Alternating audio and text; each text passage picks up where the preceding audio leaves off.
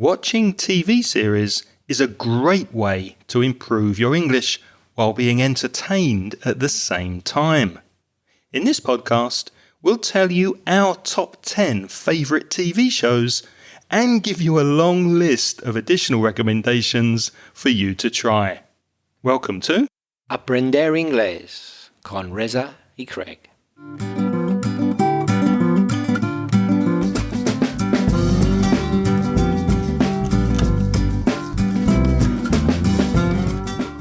Hello, and if you're a new listener to the podcast, you're very, very welcome. My name's Craig. And my name's Reza. And with nearly 50 years of teaching between us, we're going to help you improve your English and take it to the next level. How are you, Reza? I'm doing well, Craig. I'm feeling fine because the weather has cooled. I'm afraid it's probably temporary because we're in August in Valencia, but it's an unexpectedly cool day. Don't you think, for August? It is. In fact, I went for a walk earlier this morning and it was raining. I had to come home. So, yeah, it's really cooling down and the rain helps to clear the air. So, yeah, it's good today. What's first this week, Reza? Well, let's get cracking with a voice message all the way from Argentina. What does get cracking mean? To get cracking means to get started. It's a very typical British expression. So let's get cracking with Esteban's voice message from Argentina.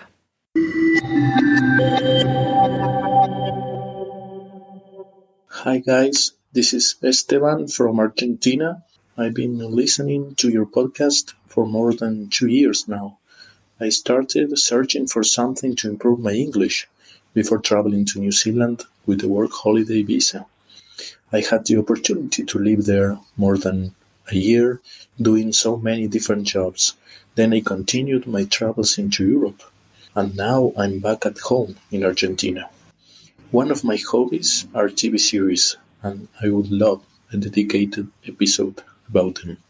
For instance, I already watched some shows you mentioned in the podcast, like Deadwood, Peaky Blinders, even Fawlty Towers. All in all, guys, thank you for your lovely work. Cheers. Well, cheers to you, Esteban, and thank you very much for your message. It sounds like you had a lovely time travelling around. I'm very, very envious. Any comments, Reza? Me too. I'm jealous as well, Esteban. You've been to New Zealand, a country I'd love to visit, and I haven't been there. By the way, I'd also love to visit Argentina. I need to get to the Southern Hemisphere more, I think. I wonder if you had any conversations about rugby over there in New Zealand, Esteban, because I know Argentina has a very strong national rugby team, and of course, it's almost a religion in New Zealand. So I bet you enjoy, if you like sports, if you like rugby, I bet you had a great time over there watching and talking about rugby. I thought Esteban's message was really, really clear. Yeah. And I couldn't find any faults in it at all. Could you? I noticed one small thing that you can improve, Esteban. You said one of my hobbies are. But if it's one, the subject is singular. So it's better to say one of my hobbies is. Be careful about that, Esteban. But generally, your message was really good and almost perfect, wasn't it, Reza? Yeah, it was pretty much perfect. In fact, I noticed a really good expression. You said that you continued on your travels. You said, I continued on my travels. Plural, travels. That's right. Impressive. Some of you are probably thinking, hold on, wait a minute. My teacher keeps telling me off for saying travels because my teacher says travel is uncountable. It is normally. For example, Travel broadens the mind. Travel is good for you. I love travel. Yep, you can say that. But you go on a journey, a trip, 2 journeys, 2 trips, they're countable. But there is a special expression to talk about someone's travels. And it's always plural. So he said, I continued my travels. Very good expression. Well done. That was very, very good. And we did like your suggestion for talking about TV series. We both enjoy watching TV series, and we have spoken about TV series in past podcasts. We've given some recommendations, but we wanted to do one specific episode to give you some ideas and recommendations for you to improve your listening by listening and watching TV series. Yes, because it really is such a very, very useful way of improving your English, and it's enjoyable. It doesn't feel like work. It's fun. Why not? It is fun. Don't think, oh no, I'm learning English. No, think, wow, this is a brilliant TV series. And at the same time, you're learning English without even knowing it. So we've put together a top 10 list. Reza has chosen 5 that he likes. I've chosen 5 that I like. And we'll also mention some of the more classic, famous, well-recommended series at the end of the podcast. Now, there are many different platforms on which you can watch TV series these days. There's Netflix, there's HBO, there's Apple TV, etc. We haven't listed exactly where you can find these TV series because that was really too much work, to be honest. But we have linked in the show notes to this episode. We have provided a link to a really good website where you can immediately see where you can find the TV series. It's justwatch.com. Reza, where can people find the show notes to today's episode? Well, this is episode 382. So if you go to inglespodcast.com/382, that's episode 382, you'll see the show notes there, including that link that Craig has mentioned. Yeah, we don't need to mention all the platforms. Though, Craig, if Amazon, HBO, or Netflix got in touch and offered a certain benefits for mentioning them related to the series, would you? Yeah, I might consider it, especially if they wanted to license the podcast and maybe make the podcast into a Netflix special. That would be fun. Oh, in that case, we would name the streaming platform without any problem whatsoever. And we're not prejudiced. We'd welcome any kind of deal with Amazon, Netflix, HBO. We're not fussy. We have no preference. Yeah, we'll deal even with small, unimportant companies like them. Even with Apple. My first recommendation, number 1, is Ted Lasso, Lasso. And I absolutely love this TV series. I've watched series 1. I haven't seen series 2 yet. But basically the story follows an American football coach called Ted Lasso. And he has some family problems in America. He's a very experienced coach in the Football League, the American Football League, but he's having some family problems. He's not getting on very well with his wife. He has a son, and he's offered a job in the UK to coach and train a London football team. This football team is at the top level of the English League. It's a very popular team, and he accepts the job even though he has no idea about the game of English football. So the story follows him when he starts with the team and the problems he has with the players and the problems he has with the press and the media. And I love it because of his attitude. He's very optimistic. He doesn't necessarily believe so much in winning, but more repairing relationships and making everybody good with each other and being positive. And I think we need more of that in the world these days. So it's a really feel-good show, a feel-good series. And I love it, and I've watched it twice, and I'm really looking forward to seeing the second series.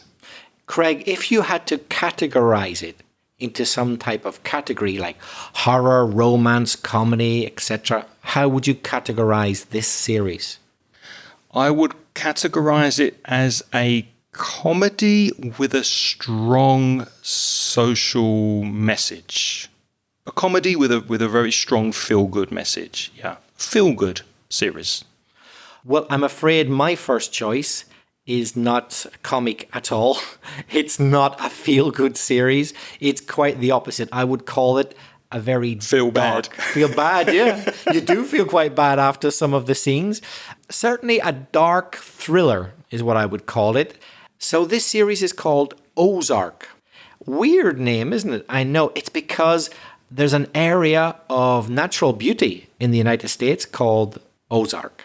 So what's it about? Well, there's a seemingly not very interesting, not very exciting accountant, the typical kind of accountant who's good at his job, but not very interesting. Or is he? Well, it turns out that he's mixed up with a drug cartel. He does their books, so he does illegal things to make their books, when I say their books, I mean their accounts, look legal. But of course, no drug cartel can ever have legal books because selling drugs is illegal to begin with. So he's involved with them and he gets into trouble and they say, well, move to this area and we've got some business for you to do and we might not kill you and your entire family for punishment. So he ends up going there and he just gets deeper and deeper in with them. His character changes. His wife finds out. The character of the whole family changes. They start off as seemingly means apparently, just your typical kind of American family, the husband, the wife, 2 kids. But they all become darker. They all become more cynical. Their characters change for the worse the whole way through. And there's only a few moments where they actually do nice things. And it's really interesting to see how under stress people feel like they have no choice but to do unpleasant things because they don't know if they're going to survive. They might be killed at any minute if they don't do what the drug cartel wants. Have you seen it, Craig? I have, and I enjoyed it very much. And it did make me feel a little bit stressed myself because you do get involved with the characters. I really felt a lot of sympathy for the daughter because the daughter constantly wants to escape. She wants to go away. She feels very stressed and under pressure she wants a normal life, and she's older than the son and she really wants to break away, but she can't because it's her family. And I thought that was interesting. And there's an interesting mix of accents. They're mostly a fairly easy American accent to understand, but this area, Ozark, it's in Missouri. And there they have a very particular accent, and it's interesting to hear how the locals from Missouri, I think is the way they say it, from Missouri, speak. That's a good challenge for people who are interested in different accents. I definitely second that recommendation. My second choice, and in this list, number 3, is The Mandalorian. And The Mandalorian, if you haven't seen it, you'll really like it, in my opinion, if you are a Star Wars fan, because it kind of comes from the Star Wars story and history. It follows the travels, there's that travels again as a plural noun, the travels of a lone bounty hunter.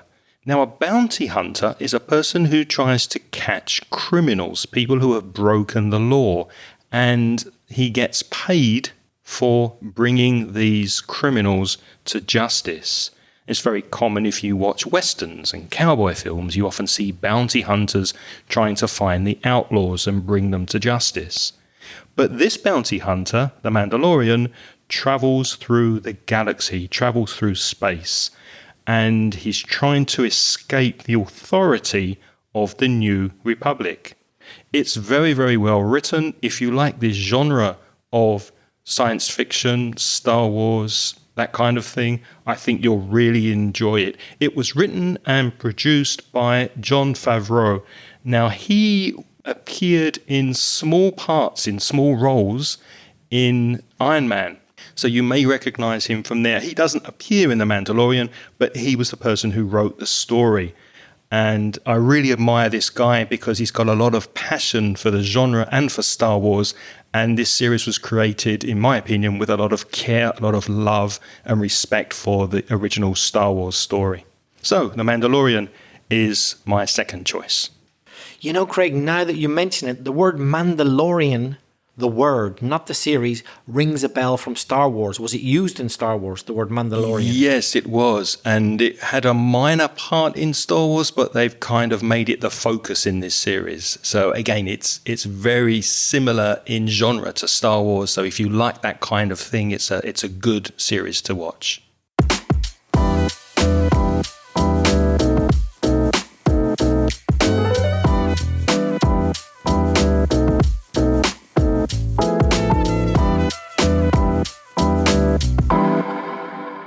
Okay, well, on to the fourth on our list. This is my choice. It's called Unorthodox.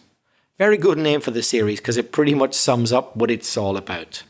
It's about a young woman who's married and she's not happy with her marriage. In fact, she's not happy with anything in her life, which is not surprising because she lives in a very oppressive, ultra-Orthodox Jewish community, but not in Israel, in New York, in an area called Williamsburg, which is a neighborhood in Brooklyn.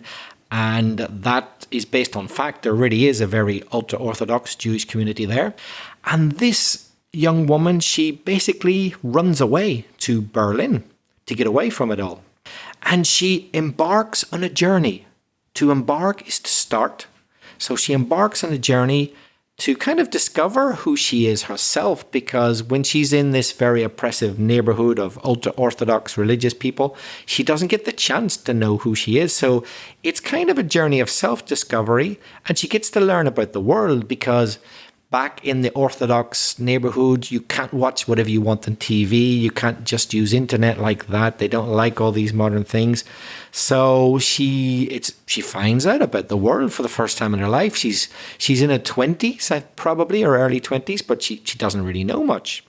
So it's really interesting because she's fascinated by what she discovers. But of course, like all of us, you can't totally ignore your upbringing. So she has an internal struggle. Let's say she grapples.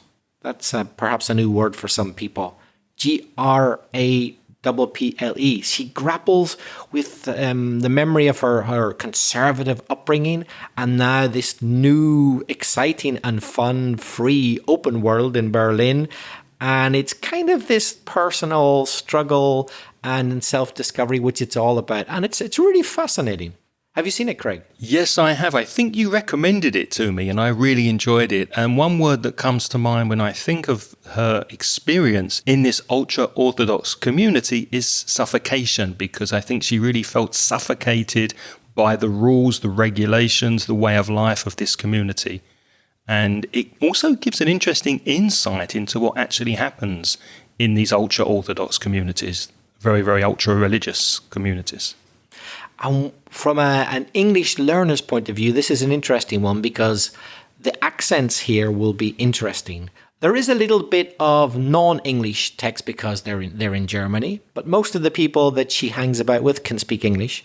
So you hear people speaking English with a German accent. And also the accent of some of the people who live in Williamsburg in New York is a very particular kind of accent which is associated with some Jewish people in the United States, a very particular accent. So it's interesting to hear all these different accents. Good practice for your listening. My next recommendation, which is number 5 on the list, is Stranger Things. And one reason I'm recommending this, not only because I've seen it and it's a very entertaining series, but also because I had a student a couple of years ago who recommended it to me, and if you're listening, Juan, hi, and he watched it religiously. That doesn't mean he's a religious person, that means he watched it regularly as a way to improve his English. So he watched each episode 2 or 3 times, and one thing he told me that I really liked was that each time he watched it again, so each time he watched the same episode a second or third time, not only did he feel his English improving, he understood more, but it also revealed or uncovered more about the story. In other words, he noticed things in the second or third viewing that he hadn't noticed the first time he watched it. So the genre is a kind of a supernatural drama. The US government is involved, there are conspiracy theories, and a young boy disappears, and his mother and a police chief and all his friends must confront or fight against, stand up to, is a phrasal verb which means confront, stand up to these terrifying supernatural forces in order to get him back. So it's a supernatural mystery drama, and once you get hooked, which means once you get sucked into it, once you get absorbed into the story, you get lost in the story, and it's very, very addictive. So I definitely recommend Stranger Things. Well, the next one I want to mention is a bit grim. Grim. Grim means a bit sad, a bit depressing, a bit grey, not very optimistic, because I'm afraid it's based on a real-life serial killer. So it's based on true facts, and it's about a man called Charles Sobraj. He's an interesting person. He's of mixed Indian and Vietnamese parents. And basically, he's a con man. A con man is a man who cons people. So to con is to deceive, to use deception. If it were a woman, it would be a con woman. So he's a con man, and he's very narcissistic. He thinks the world revolves around him. He doesn't really care about other people.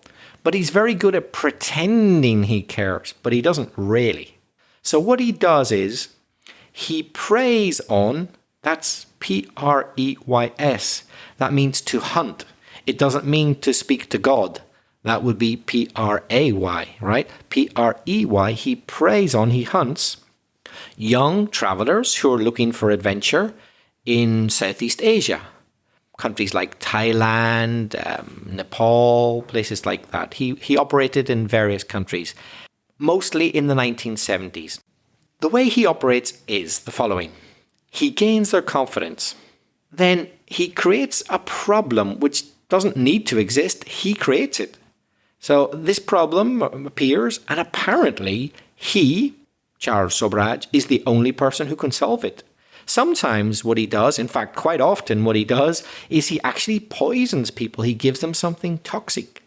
And then he cures them. Well, of course, he doesn't really cure them. What he does is just stops poisoning them. But they think that he's giving them a liquid and he's looking after them, which is helping them. But no, he's just stopped poisoning them. And they think, oh, what a lovely guy. He's looking after me. So he gains their trust. And then it's dead easy.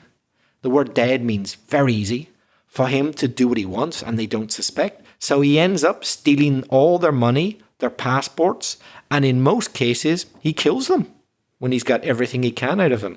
And I'm sorry to say, it's based on real life. We know as a fact, according to courts that have sentenced him, that he definitely killed at least 12 people, Wow. But it could well be 30. 30 travelers, backpackers, people like that, free spirits, hippies, people looking for a bit of adventure in the 1970s. So he really is a very, very unpleasant character, but he's a charmer, and it's fascinating viewing to see him at work. I can't remember the name of the actor who plays him now, but he's very convincing. And it's one of those really addictive shows because the thought at the back of your mind is, he's just met a new person. Is this person going to die? Because not every person he meets dies, but some do, some don't. You think, oh, please don't kill this person. They seem so nice. Some he kills, some he doesn't. I haven't heard of this apart from your recommendation, because I think you recommended this to me a while ago and I haven't seen it yet. I will watch it. I do have one question though.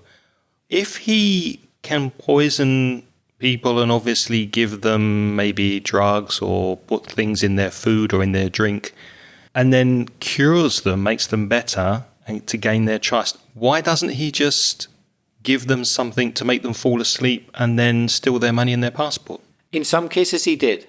Depending on the situation, he operated depending on each situation. So sometimes he poisoned people, stole the money and just left them. Sometimes he killed them through poison. Uh-huh. So he gave them enough poison to kill them, but sometimes he gave them enough just to make them feel bad, because while he kept them alive, he was perhaps getting them to wire money, that type of thing. Okay. You know, for their treatment, let's say. So he got all he could out of them before he thought it was convenient to kill them. So sometimes it was quicker, sometimes it was slower. And maybe also it was the challenge, the excitement of getting their trust and the whole journey of making them feel comfortable with him that he enjoyed. I don't know. It would appear that he definitely enjoyed murder, because forensic scientists know that in the case of one couple, he poisoned them and he treated them very badly, but he ended up burning them alive. Burning them alive. Yeah, so forensic scientists can tell that they were not dead when he set fire to them. So a sadist. So very, very sadistic, unpleasant man. By the way, he's still alive and in prison in Nepal. No, I will watch that. That sounds interesting. Although maybe a little bit dark and depressing. Perhaps you have to be in the right mood to watch it. However, my next choice is a lot lighter.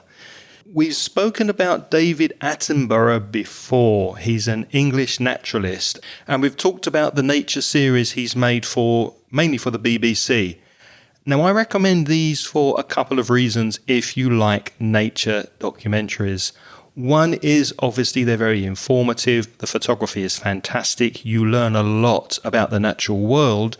But also, David Attenborough has a very engaging, which means he gets your attention and he's very easy to listen to. He doesn't talk very quickly, so you'll probably understand most of what he says. And of course, the pictures help because you're watching the animals, the insects, the birds, etc., and he's explaining about them.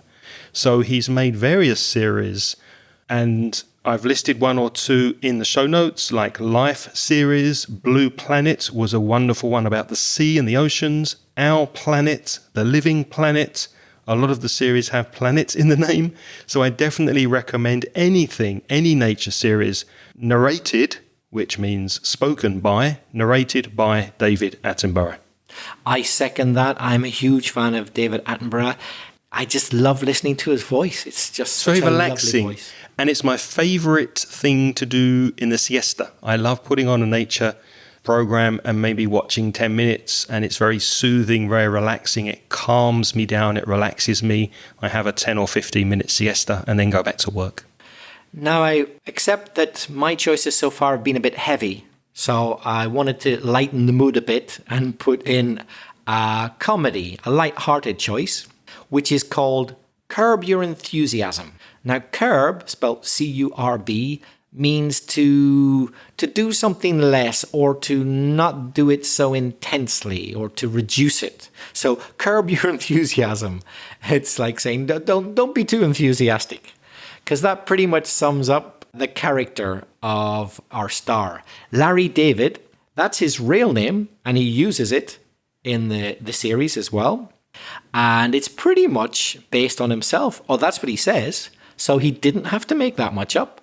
According to Larry David, who wrote the show and stars in it, it's based on his life and his character. I'm sure he makes a few things up, but pretty much he would describe himself as having a knack. A knack is a special talent. That's K-N-A-C-K. For getting into socially awkward, difficult situations. And then he just digs himself into a hole that you can't get out of. So to dig yourself into a hole means that you yourself, nobody else, makes a problem and you make it worse and worse and worse. And then you just can't get out of it. But it's all your own fault. And Larry David does this in every episode of this series. Sometimes he's well-meaning. That means sometimes he doesn't want to cause problems. There's just some kind of misunderstanding. On the other hand, though, he is also a bit cranky.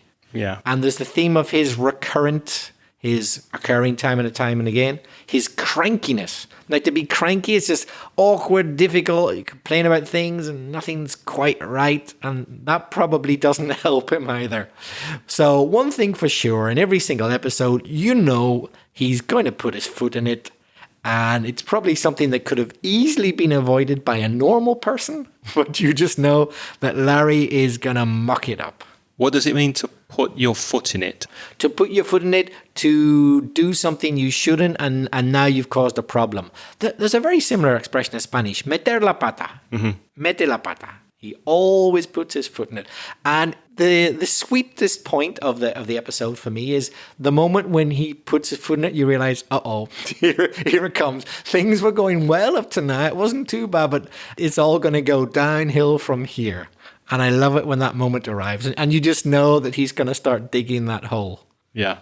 I have seen one or two episodes, but I'm pleased this is on your list because I'm going to go back now and watch more of this series. And it reminds me of a British series because this is American. So if you're listening to this, you'll get an American accent. There's a similar series called One Foot in the Grave, which I think you know, Reza. And it's about a pensioner, an old age pensioner who's retired, and he has a very similar way of behaving. He's constantly complaining, he's paranoid about everything, and cranky, as Reza said, a very similar character, but with a very British view on things. So maybe try both to see the American interpretation of this kind of character and the British one.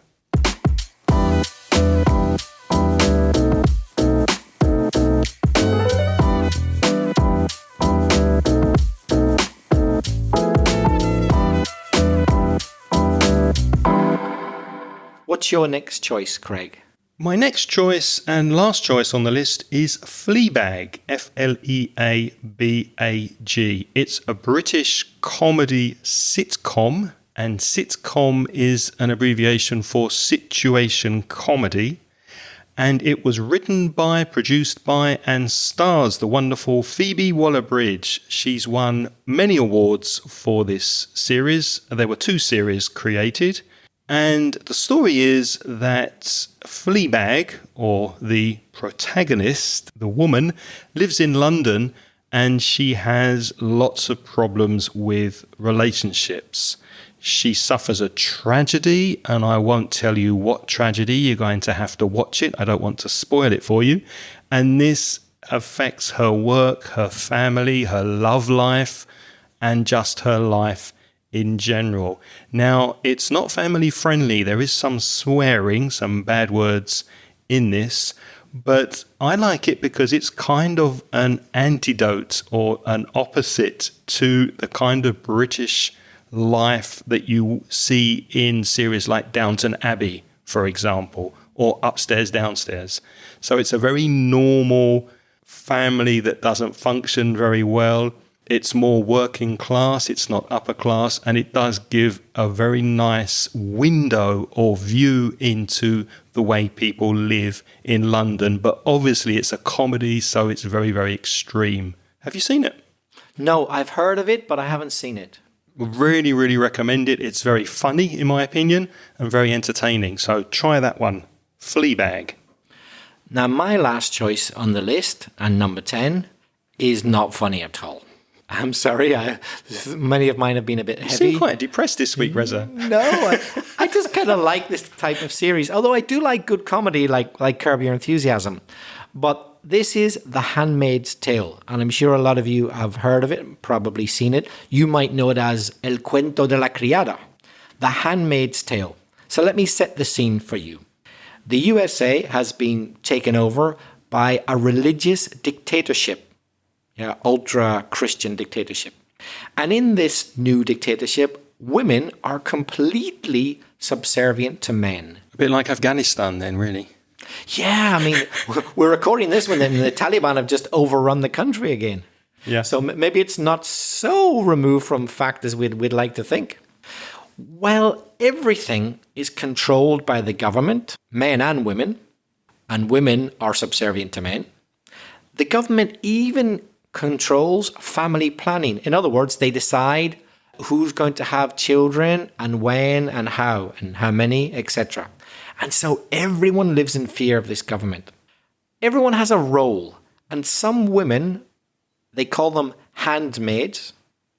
They have to serve the ruling class, the people who run the dictatorship, and they're obliged to have sex with the men who are their masters, even though these masters have their own wives. Because it could be that their wives are perhaps too old to have children or have problems having children, whatever. So the wives of these masters know that these handmaids are going to have sex with their husbands, and they fully support it. In fact, they actively cooperate in the act of obliging them to have sex. I won't go into much detail. So very, very unpleasant for the handmaids. Why do they have to do this? Well, reproduction. To produce heirs, to produce sons and daughters for this ruling class. And so The Handmaid's Tale focuses on the life of these Handmaids. Although it also deals with this warped means not normal, society in general. And it's fascinating because, of course, Craig just mentioned that, in countries like Afghanistan, there are huge problems for women. They effectively are totally subservient to men. So, yes, it's fiction. It seems impossible in the United States. But is it so far removed from the basic kind of underlying ideas of sexism in the world? Sadly, possibly not. What do you think, Craig? No, I agree. I have seen it. I liked it very, very much. It made me think about a lot of things. And did you see any similarity or draw any comparisons between the theme of the series and George Orwell's 1984? The fact that there's a government that's controlling everybody? Did that occur to you while you watched it? Yeah, I definitely saw that you can't do anything without the government finding out about it. Mm-hmm. So if they don't actually see it themselves, somebody will snitch on you anyway. You can't trust anybody. That 1984 feeling of like you're lost. Forget about it. Even if you think something you shouldn't, somehow they'll find out about it. So yeah, definitely worth watching that. Before we say goodbye, there's just something I'd like to mention about how to listen to these TV series. Because we've spoken about this in the past, you may switch to original version and not understand enough to follow the story. So one thing you could do is to watch it in your language first, dubbed, and then watch it again in English. I definitely don't really recommend putting on subtitles because, in my opinion, when you're reading the subtitles, your ears close and that distracts you from improving your listening. So try to listen to the English version if you can. And I think, Reza, you've mentioned before watching it more than once because after 2 or 3 times you absorb more of the English. Is that right? Yes, although I do appreciate that obviously it's not so much fun the second and third time, but it is good for your English. And I would agree what Craig said about subtitles. Although, if you think that you can nearly understand it well enough in the original English, but not quite, what about watching it in English, or listening in English, I should say, with English subtitles? But I would agree with Craig, never Spanish subtitles. But why not, if you think they'll help you, put English subtitles with English voice? Yep. That can be helpful. Definitely. And there is a list in the show notes at inglespodcast.com/382 of lots more series that we feel are very worth watching. We won't go through them now because of time, but please go to the show notes and have a look. There is a long list of recommendations. Although there are 1 or 2 that I want to comment on, I think Reza may do as well. The Sopranos is on the list, and I think that was the first great TV series. It premiered, if you're a Spanish speaker, that's estreno. It premiered in 1999, and I can't remember watching any really good TV series before The Sopranos, so I'll draw your attention to that. Of course, Downton Abbey is also on the list. That's a classic British upper-class series, although it does have an Irish working-class gardener, so there is one person in there who's working class, and you get to listen to the English that probably 3% of British people speak. It's called received pronunciation, spoken by the upper class. So it's good for that. Reza, do you want to mention any in particular? Yes, I don't need to give any publicity to Game of Thrones. It's pretty hard not to have heard of Game of Thrones. I'm not a huge fan myself, I have to admit. It's good, but it's not something that I've ever been hooked on. But I would mention the fact that if you ever visit my native Northern Ireland, you can go on the Game of Thrones tour because a lot of the scenes are filmed there in natural spaces, a hell of a lot. And they do guided tours for Game of Thrones fans where you can see specific places, very iconic places, where they filmed a lot of the more famous scenes. And speaking of Belfast, there's a series called The Fall, which is set in Belfast, so you get a really good idea of where Reza comes from. That stars Gillian Anderson and Jamie Dornan. And if you want to see what the UK police force is like, I recommend Line of Duty. And if you're studying or working in advertising or marketing, then of course Mad Men is a good series for you. One final thing from me, there are UK and US versions of Shameless and The Office. I would definitely recommend the UK version for both of those. I may be biased, but I just think they're much better. So Shameless UK version is with James McAvoy, and The Office, of course, is Ricky Gervais. And he also has a very good comedy series called Extras with lots of stars. And one last one I want to recommend is Sherlock. There have been many, many, many versions of Sherlock Holmes over the years, both films and series. But I think Craig would agree with me, a particularly good one, if not the best, is the series starring Benedict Cumberbatch and Martin Freeman. Yes. They really nail it. To nail something is they get it just right. It's Clavado. It's just the right amount of suspense and relief and just the right length. They really do a good job. And I like the twist where you see the smartphone messages appearing on the screen as they're contacting each other by WhatsApp. I thought that was really clever. So highly recommended, Sherlock. And now it's your turn to practice your English. Did we perhaps not mention your favourite TV series? If you have a recommendation that you would like to share with us and with the listeners, please get in touch. Tell us why you enjoyed it and why you think it will help other English learners improve their listening. You can contact us by voice.